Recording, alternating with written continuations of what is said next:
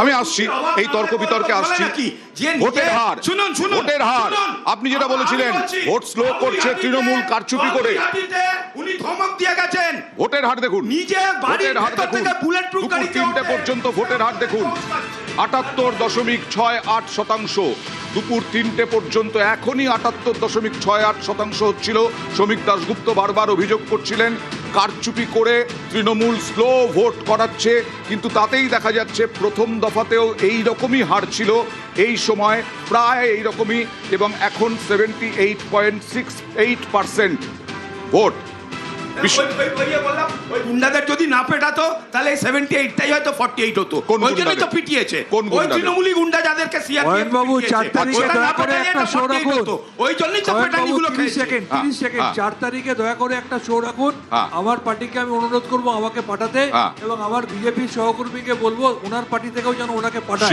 উনি মেনে নিচ্ছেন যে আজকে সবকিছু হচ্ছে বলে ভালো ভোট হচ্ছে, 4 তারিখের পরে উনি যেন মেনে নেন এই ভালো ভোটের পরেও আমরা গোহারান হেরেছি, এটা মানুষের রায়, আমরা মাথা পেতে। আমি আসছি। ওনারও নেতাকেও 2019-এ বলেছিলেন যে ব্যারাকপুরে যদি 2 লাখের কম ভোটে আমরা জিতি আমি রাজনীতি ছেড়ে দেবো।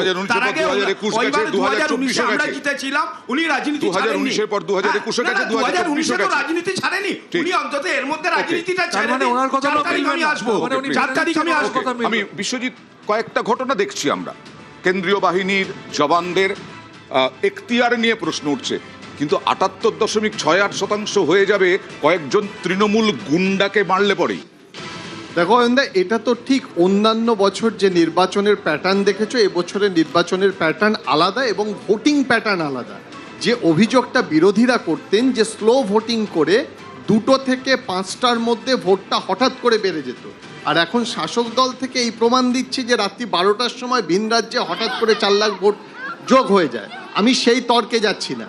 এবছর ভোটিং আমি গতদিনও তোমাকে বলেছিলাম, এখন যদি 78.86% হয়, 68% হয়, তাহলে 90-র উপরে যাবে। তার একটাই কারণ, যে আতঙ্ক, একদম সাইকোলজিক্যাল একটা প্যানিক তৈরি হয়েছে যে আমি যদি ভোট দিতে না পারি তাহলে পরের বার ভোট কেটে যাবে না।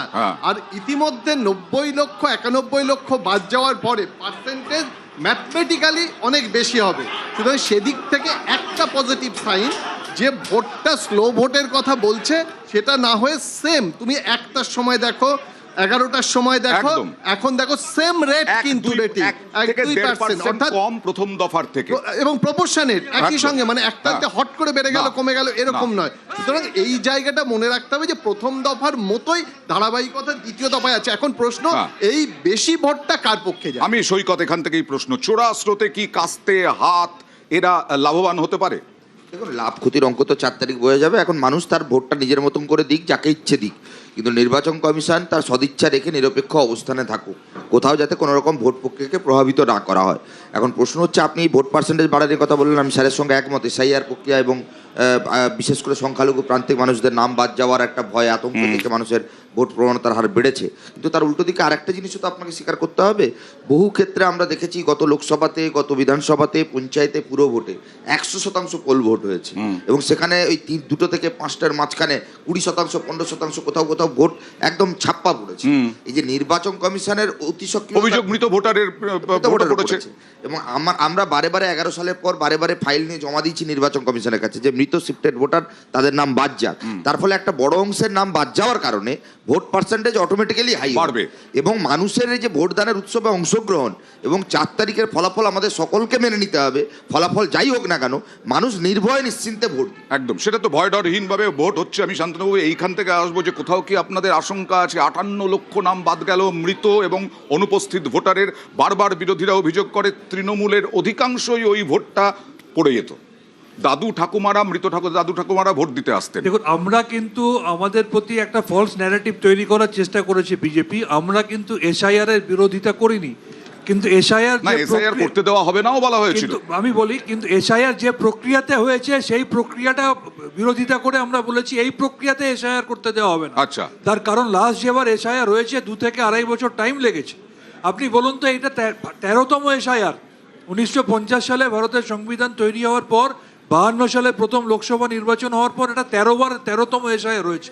লজিক্যাল ডিসক্রিপেন্সি টার্মটা জীবনে কোনোদিন শুনেছেন? এসআইআর এর মৃত ভোটার, অবৈধ voter, double entry, dead left বাদ যাবে, তাতে আপনাদের কোনো অসুবিধা নেই। ওকে, আমি আসবো। না, তার মানে তৃণমূল কংগ্রেস মমতা বন্দ্যোপাধ্যায় বলেছিল বেঁচে থাকতে এসআইআর করতে দেবেন না, তাহলে সেটা ভুল অবস্থা। একদম, এই তর্ক বিতর্কে আসবো, চলতেই থাকবে তর্ক বিতর্ক, ভোটও চলতে থাকবে। 78.68% ভোট পড়লো বিকেল 3টে পর্যন্ত, দুপুর 3টে পর্যন্ত। আসবো একটা ছোট্ট ব্রেকের পর।